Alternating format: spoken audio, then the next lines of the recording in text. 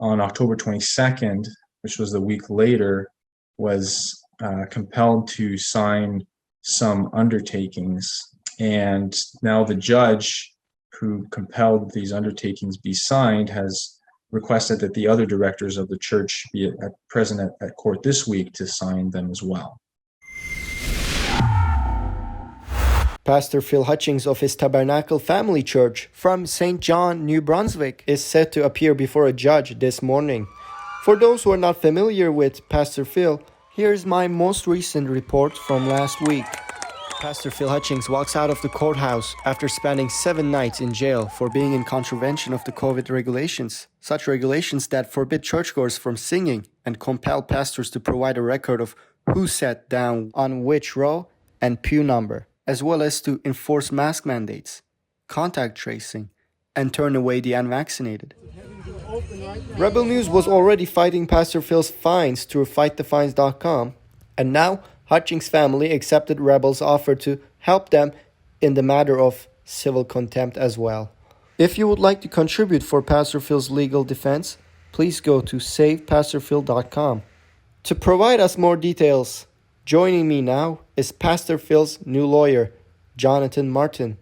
On October 8th, the church appeared before the court on a preliminary motion brought by the government for an interim injunction pending the hearing date of the notice of application. So the notice of application isn't scheduled yet, and that's the typical procedure. So in the meantime, the government brought what's called a motion for an interim injunction. And on October 8th, Pastor Phil Hutchings was present. He didn't have counsel. I wasn't on at the time. My understanding is he didn't have counsel, and he signed what is purportedly a consent order that he would comply with the public health measures. Now, afterwards, there was subsequent services that the government alleges that they found evidence that they were not complying with this consent interim order. On October 14th, he was back in court for that what's called a contempt application, contempt motion, and he was jailed at that time. And on October 22nd, which was the week later, was compelled to sign some undertakings.